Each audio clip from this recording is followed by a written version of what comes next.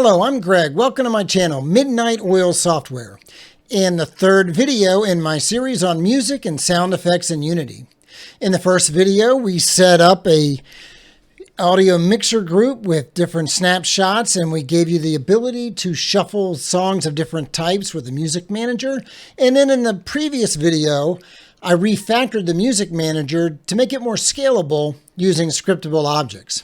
In this video, I'm going to show you how to wire up a basic UI, a user interface, that will allow you to actually configure your volume, your master volume, music volume, sound effects volume via a user interface. We're also going to enable another pop-up menu, a test menu, that has a couple of buttons on it that will show you how we can toggle between combat and peaceful music in code. So one thing I wanted to point out, if we go take a look at the UI here, it's a very, very basic UI. We've got a couple of buttons up here for turning on this dialogue here and turning it off, exiting the game. I want to go fix those buttons up there. I just realized that they are not quite on the screen visible, so I just want to change their Y. Oops. There we go. That looks better. But yeah, if we go and take a look at this UI component here, you'll see that we've got a script here called UI Manager. And that's taking a few different serialized fields. We got this pop-ups container here, and this we're going to turn this on or off depending on whether or not we click this button. And underneath of that, we've got our two different dialogues. This one will be off by default, so when we first turn on the pop-ups, only this settings dialog will be visible. The other thing you'll see on here is we've got a reference to our player. Now, the reason I'm bringing in the player is because he's got a bunch of these components on here that come from the RPG cameras and controller asset pack, and that asset pack is used to basically move the player around our environment. And as I move the mouse, the player will turn around and look in different directions. And unless I disable those, when I'm interacting with this dialogue, you're going to see the character looking around up and down, left and right. We don't want that to happen. So the easiest way for me to keep that from happening was just to take a whole reference to the player and then just deactivate the entire player whenever we turn on that settings dialog. Going back into Unity, we also have references to our two buttons here. And essentially, we just subscribe to the click events for those buttoners by adding listeners. And they're just going to toggle that thing on and off. The quit button is going to either stop playing if we're in the editor or exit the application if we're running a standalone build. So let's jump back into Unity. And I want to take a look at this settings dialog and how we implemented that. If we come down here and we select settings dialog, you can see I've got a settings UI script here. And I have a number of things I'm assigning through serialized fields. The first is the main mix. If we go to our audio mixer, you can see we've got this main mix here. So we're going to be using our main mix in this script. And you'll also notice I'm assigning three sliders. So like I already showed you, we have a master volume slider. We also have a music volume slider, and we have a sound effects slider. So our settings dialog has serialized fields for all three of them. And again, we have our player because we want to reactivate the player when this dialog closes. And this dialog also has its own close button, and we're going to use that to close this dialog. One thing I want to point out, if we go into the script here, I want you to see that these sliders, we have our listeners for when those values change, but we're also going to be assigning values to our audio mixer based on the value of those sliders when they change. And we're going to be, when this thing initially is initialized, we're going to be setting the slider value based on the value from the mixer. So I have a couple of conversion functions. You see mixer to slider value and slider to mixer value. That is how I'm going to convert from that logarithmic -80 to 20 range to that linear 0 to 1 range. And I'll show you how that's done in a minute. I'm basically using a lerp or an inverse lerp from the mathf library to do that conversion based on the range. So we're going to go from that logarithmic -80 to 20 to our mixer value, from the mixer value to our slider value. And then the other way around, we're going to do a lerp with that -80 to 20 range and assign it from the slider to the mixer. We're going to take the slider value, convert it to a mixer value, and so forth. So that's all pretty basic stuff. But in order to be able to set the actual value on the mixer, you'll see this SFX volume key and music volume key and master volume key. We're using audio mixer.setFloat for that. So first of all, I'm using a constant here because I don't like to hard code those values where I'm using them, because I'm actually going to be using these potentially in multiple places. So you see down here, I'm using them when I initialize the sliders, but I'm also using them when the slider values change. If I hard coded those string values and I decided to rename them later, I'd have to change them in multiple places. By just using a constant, I just got one place I need to go change. And also, it's very important that these are spelled exactly correct. And so by using a constant, there's only one place I might misspell it instead of propagating that potential error across multiple places. So back to these keys here. How am I using these keys to set a float on the audio mixer? Well, if we go back into Unity, and we go over to our audio mixer, you'll see over here exposed parameters. And I have exposed 3 parameters: master volume, music volume, and sound effects volume. Now, how did I do that? Well, let's say I come over here and I pick mix 1. And I come up here to volume, I can right click and I can say expose volume of mix 1 to script. Now, if I do that, it's just going to call it my exposed parameter. It tells me here that it is volume of mix 1, but this is the actual string that I would use to access it from code. So I would want to come in here and I want to rename this to mix 1 volume. And then I would add a constant for mix 1 volume. And then in my script, I could just say audio mixer.setFloat and give it that constant volume. Now, I actually don't need that one because I'm never changing the mix 1 and mix 2 volumes directly from my script. I'm actually doing that through a snapshot that I'm transitioning to. So I can go ahead and unexpose that. I don't need that. Oops, I think I unexposed the wrong one. No, I didn't. Okay. I don't know what I saw there, but anyway. So that is basically all there is to it. So if I go ahead and hit play, you'll see that these guys will have the initial value that these guys have here, right? And then if I was to actually adjust these, oh, now do you know why that happened? I'll give you a hint. I did not open this dialog through my UI manager. So I never disabled the character controller. So this is what I was talking about. As I interact with this dialog, the character is actually moving and turning around. So the reason that happened is because I had left this dialog enabled by default, which I don't want. Now, if I do it the right way, if I hit play and then I click my little settings icon,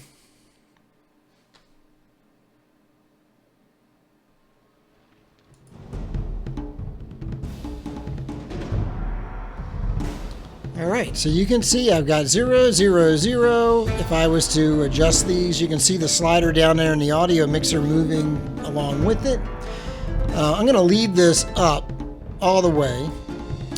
Now these numbers here, I'm not changing these numbers in my UI. I can actually probably just remove those since I'm not using them.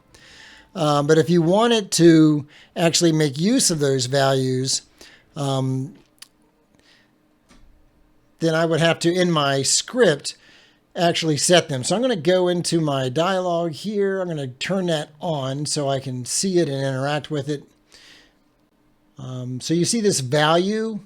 I'm just going to turn that off. So you see the 0 goes away. Go ahead and turn that one off. The 0 goes away. Turn that one off. The 0 goes away. So since I'm not actually assigning any values to them, it's just confusing to have them turned on. So come back here and hit play.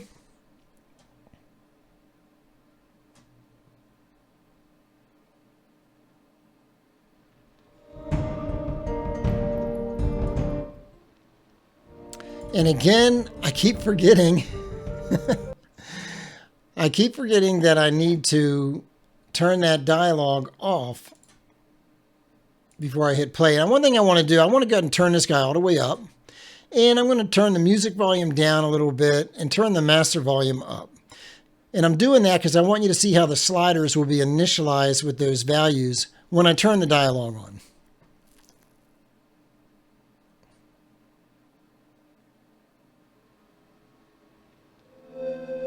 So come over here and hit the settings icon, and there you can see these guys match their values from the audio mixer. Go ahead and turn that down a little bit. Go ahead and turn that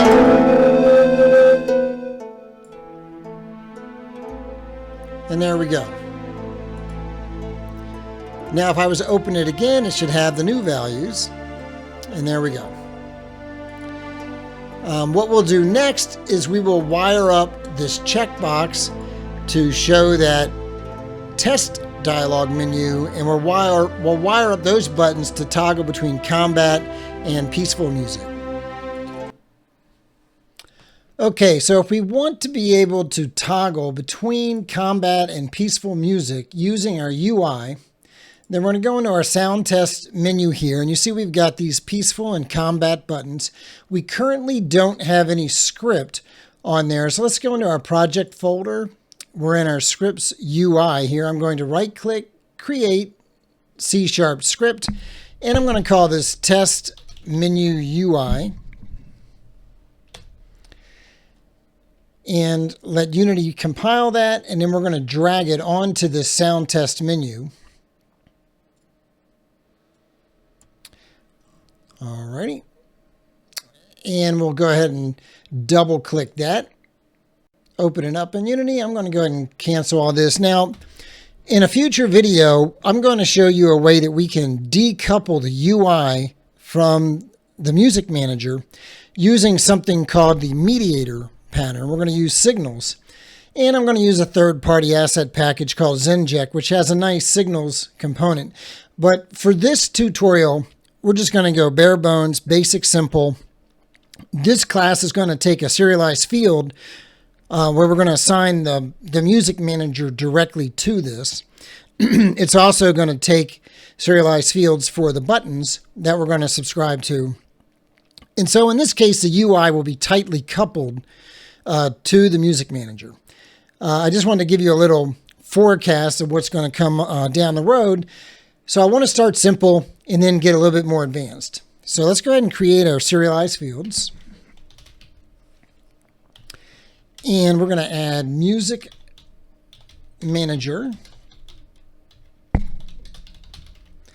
And we're going to add our buttons. So let's see, we want to have play combat music and play peaceful music. And then we want to go ahead and add, this is not the reference we want. We want Unity UI. There we go. So we expand using unityengine.ui. Get rid of these unused ones. All right. So let's just jump out into Unity and assign those. All right, so for the music manager, we'll just drag that from here. Come on.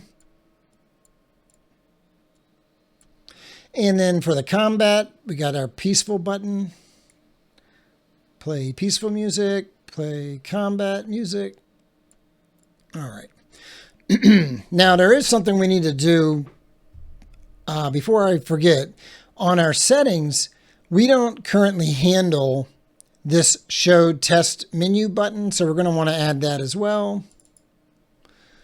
So let's see, I want to look at what kind of button that is, what kind of control that is. It is a check mark, a toggle.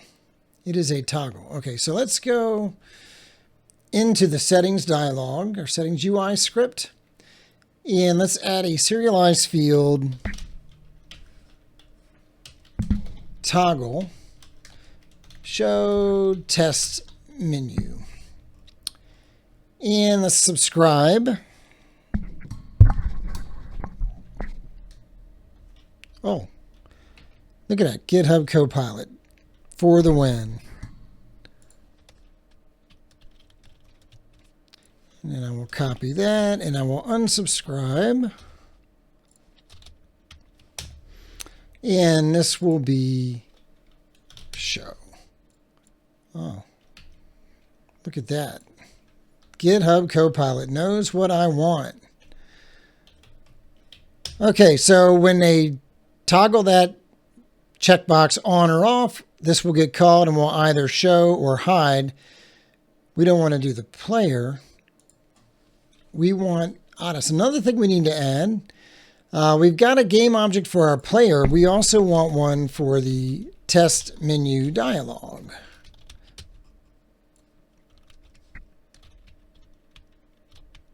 Yeah, that's what I want.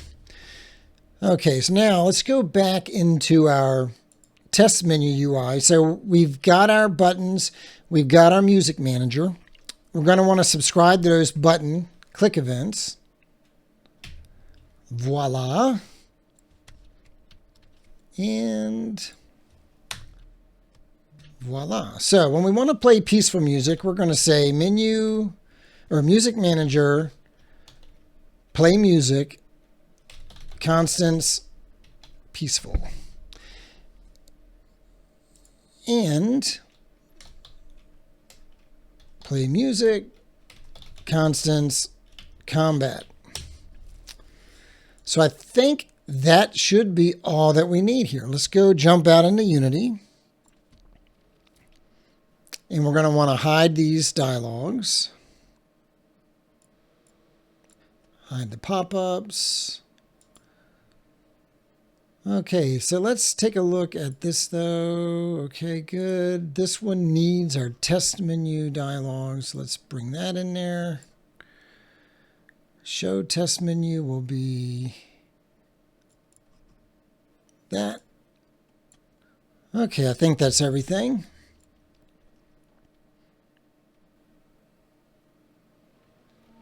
All right.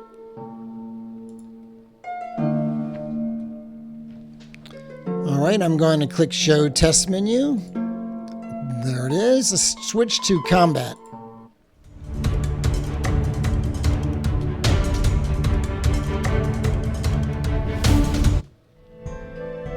Look at that.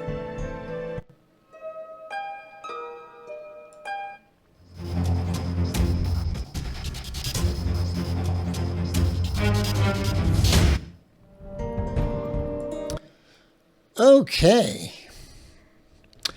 Well, I hope you found that useful. And if you did, do me a favor and click that like and subscribe button. And if you haven't already, be sure to check out my new game, Highland Panic, that's recently released on Steam for the PC. It's also available for the iPhone or the iPad on the Apple App Store and for Android on Google Play. There will be links in the descriptions. And as before, if you're interested in any of the assets that I'm using in this tutorial, be it the nature manufacturer asset that I'm using for the world here, or if any of the characters, most of them coming from Infinity PBR, or the UI pack that I'm using, or the music and sound effects packs that I'm using, links for all of those assets will be in the description, and they are affiliate links. So if you do end up buying any of those assets using my links, I get a commission.